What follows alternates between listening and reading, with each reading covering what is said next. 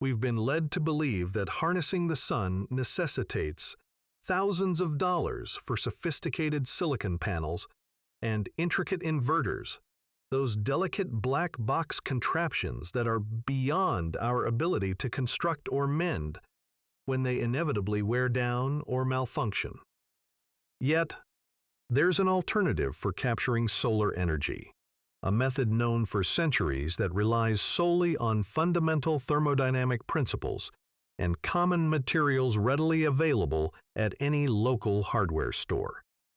While the solar panels adorning your neighbor's roof struggle to achieve a mere 20% efficiency, this overlooked technique boasts a conversion rate approaching 70%, outperforming even the most advanced industrial machinery, utilizing little more than glass, water, and mirrors. So, what exactly is this forgotten technology? How does it operate? And why aren't we all adopting these systems instead of photovoltaic cells? Let's investigate. To trace the origins of this technology, we must journey back to an era predating the world's entanglement with centralized electrical grids.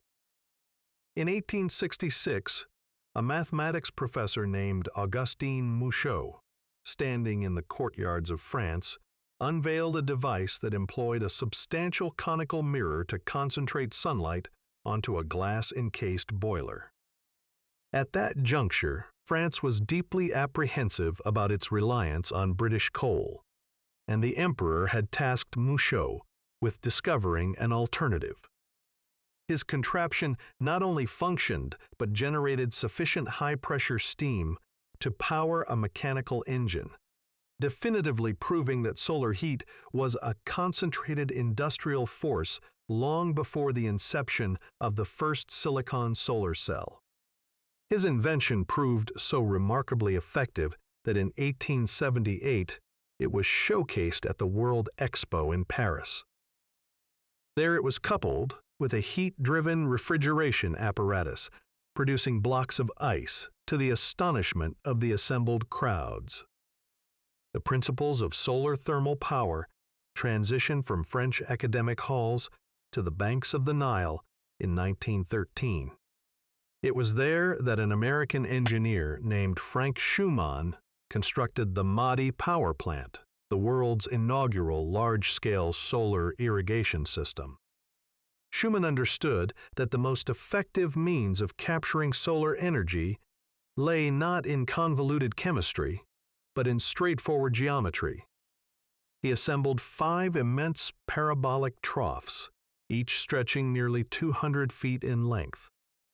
These mirrors followed the sun's path, concentrating its energy onto a central cast iron pipe to boil water and operate a 60-horsepower engine that pumped 6,000 gallons of water per minute.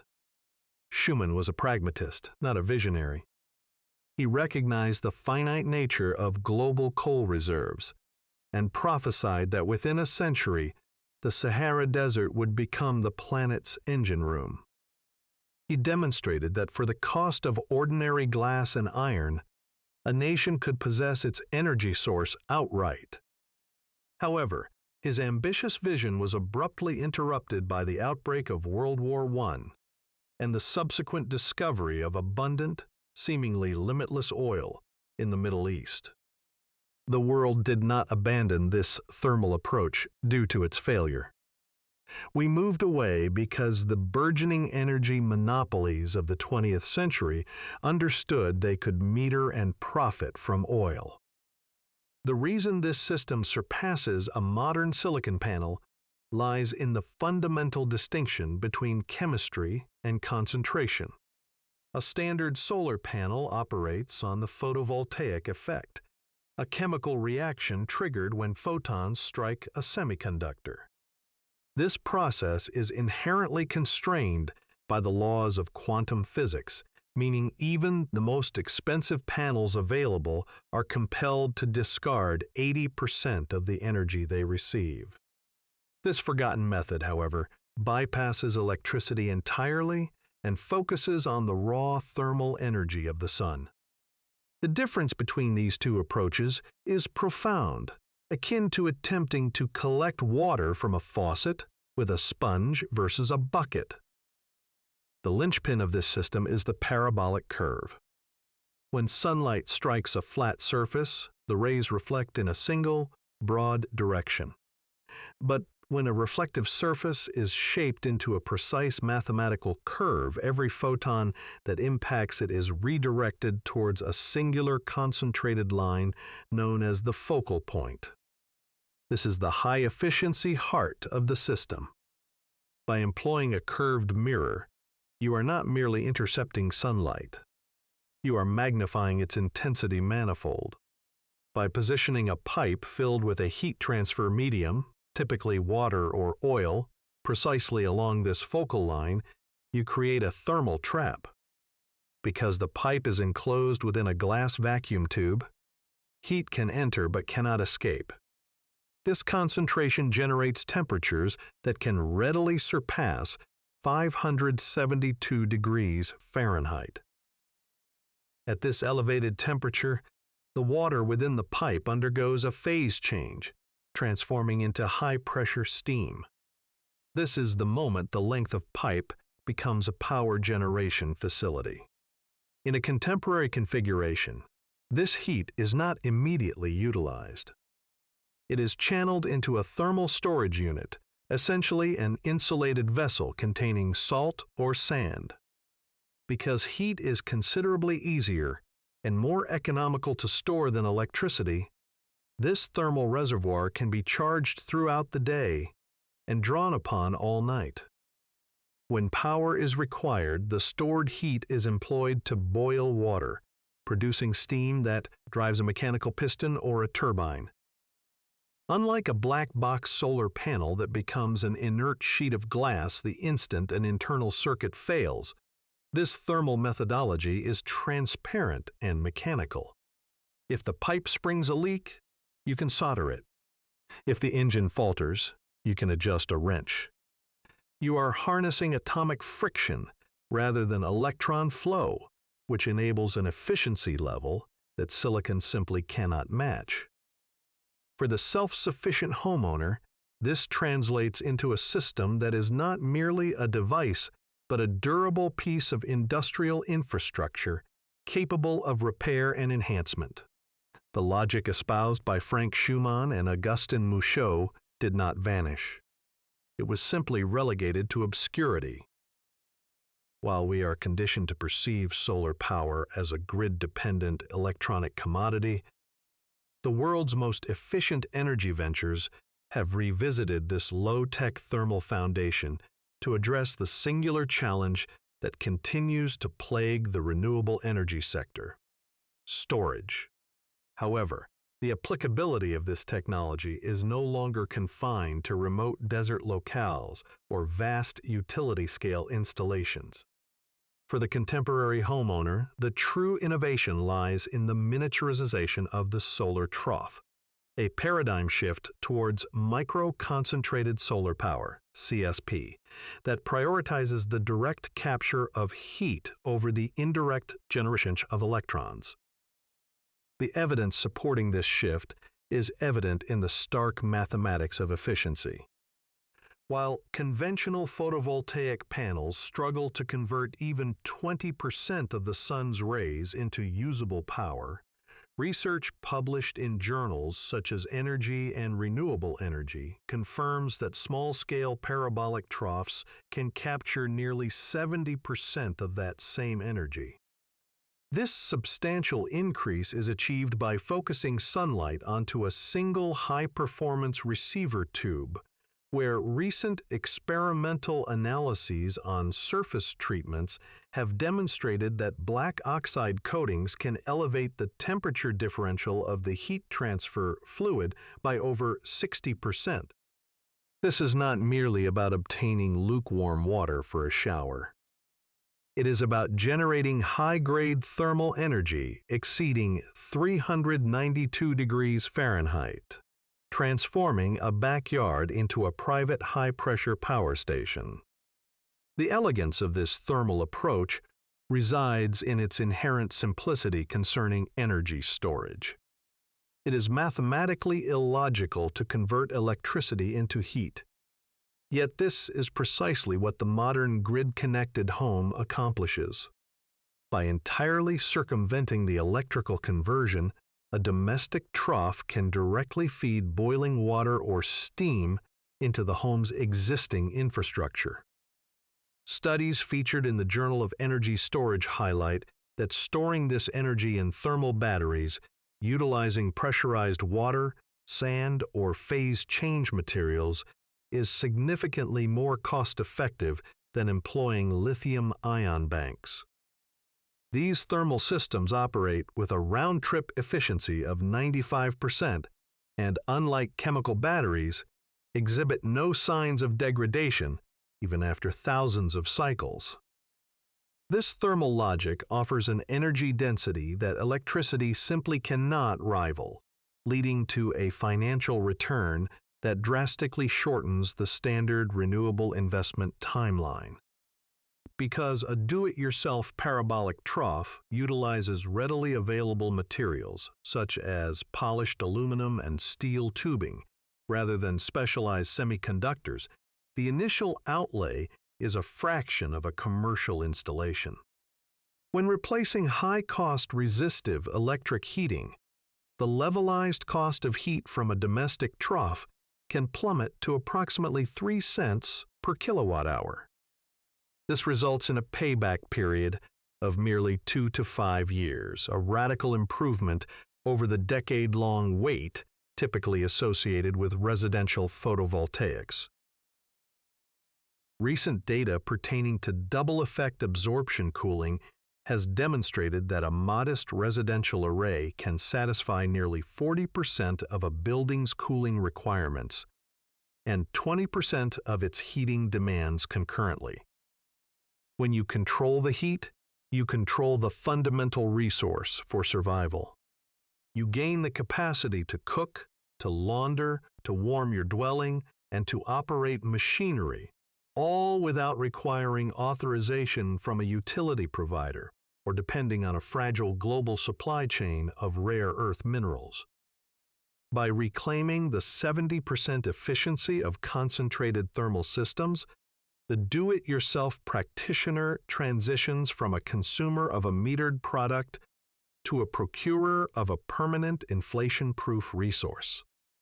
Therefore, if the physics are superior, the storage is more economical, and the historical precedent is established, why are we not all installing parabolic troughs in our own backyards? The explanation lies within the 20th century incentive structures. Just as Frank Shuman was demonstrating the feasibility of the solar-to-steam cycle, the geopolitical landscape underwent a transformation. The discovery of vast, easily accessible oil reserves in the Middle East provided an energy source that was dense, but more importantly, one that could be metered, transported, and taxed. Parabolic solar technology, in contrast, represents the ultimate homesteading innovation. Because it concentrates light to achieve temperatures unattainable by flat-plate collectors, it delivers the high-grade thermal energy typically reserved for industrial facilities. Once you install a tracking trough and an insulated storage tank, your marginal cost for high-pressure steam and heat becomes zero. You are not purchasing a recurring product. You are harnessing a perpetual resource. For a utility company structured around monthly billing cycles, this presents an existential crisis. Photovoltaics gained prominence not because they were the most efficient method of powering a home, but because they aligned with the industrial model.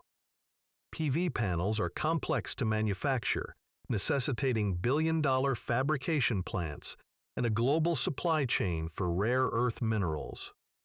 Because they produce low-voltage electricity rather than raw, high-grade heat, they require specialized inverters and restrictive grid tie agreements that enable the utility company to maintain its intermediary role between you and the sun. While flat plate collectors were relegated to simple domestic hot water heating, the parabolic trough was largely excluded from the residential market because its efficiency, often cited in renewable energy journals as being triple that of PV for thermal applications, offered too much autonomy. We have spent decades exchanging the 70% direct efficiency of concentrated thermal systems for the 20% efficiency of electronics, simply because the latter was more readily monetized and controlled. For modern domestic applications, the argument for the parabolic trough centers on radical decentralization. By moving away from the all-electric household, we distance ourselves from the inherent fragility of the grid. We did not opt for PV because it was the optimal method for preparing a meal, operating an air conditioner, or heating a floor. We selected it because it represented the most effective means of building an industry. To install a domestic solar trough today is to reclaim that lost process heat. It is an act of opting out of a system that prefers to sell you an expensive, short-lived chemical battery rather than permitting you to store the sun's concentrated energy in a simple, enduring tank of pressurized water. For those seeking energy independence, the transition from consumer to producer commences with a single calculation: the concentration ratio.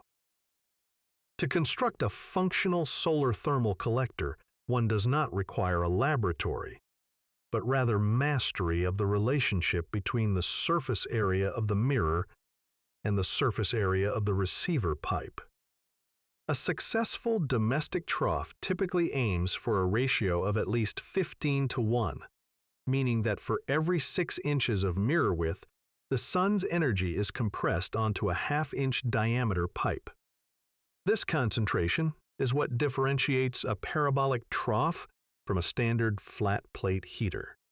It represents the distinction between lukewarm water and the high-grade thermal energy necessary to truly power a home. The most accessible pathway to this level of energy generation is the linear parabolic trough.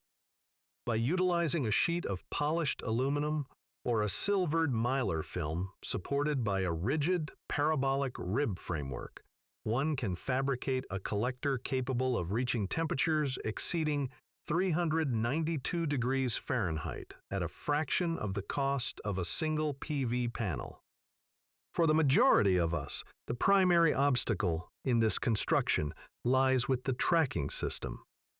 Because the sun moves, a stationary mirror will lose its focal point within minutes. When oriented on a north-south axis, industrial facilities employ computerized GPS trackers. However, a homesteader can utilize an active tracker, consisting of a simple pair of photoresistors and a low-speed motor that maintains the trough's alignment with the sun's arc throughout the day. Alternatively, the trough can be positioned on an east-west axis, which reduces the overall efficiency of the collector, but only requires the trough to be adjusted with the changing seasons, thereby eliminating the need for tracking motors. Nevertheless, the true key to off-grid success is not the collector itself, but the thermal storage. To achieve genuine energy independence, one must bypass the cycle of expensive, short-lived electrical batteries and instead channel high-grade heat into a thermal battery. Whether employing a heavily insulated tank of pressurized water or an experimental sand-based system, the objective is high-density storage. Research originating from the University of Kassel and the Solar Fire Initiative confirms that a well-insulated thermal store can retain over 90% of its energy for more than 24 hours. This enables the capture of peak intensity during a Tuesday afternoon to provide high-pressure steam for cooking or radiant floor heating on a rainy Wednesday morning. If you are seeking a community-validated starting point, the open-source movement offers the ultimate blueprints for self-empowerment. George Plack maintains an excellent website providing highly practical information and guidance on the construction and application of parabolic troughs. It is most certainly worth exploring. The parabolic solar trough serves as a conduit between the mechanical ingenuity of the 19th century and the energy requirements of the 21st, demonstrating that a single focused reflection can provide greater energy security than a decade of battery advancements. By prioritizing concentration over chemistry, we transition from being consumers dependent on a fragile, metered grid to practitioners of a fundamental, immutable physical law. When you control the heat, you possess the ability to cook, to cool, and to power your life on your own terms. Much of what this channel explores was nearly lost, not because it ceased to function, but because the industry shifted towards more profitable products to sell you. They traded 70% thermal efficiency for a technology that was simpler to manufacture. If discovering the lost art of high-performance, decentralized energy holds significance for you, subscribing and sharing is the most straightforward method to ensure such knowledge continues to be unearthed. And if you wish to understand how these same principles of fluid dynamics can supply a dwelling with a continuous baseline power supply for 50 years, utilizing nothing more than a backyard stream, you must view our explanation of the Pico hydro generator, available right here.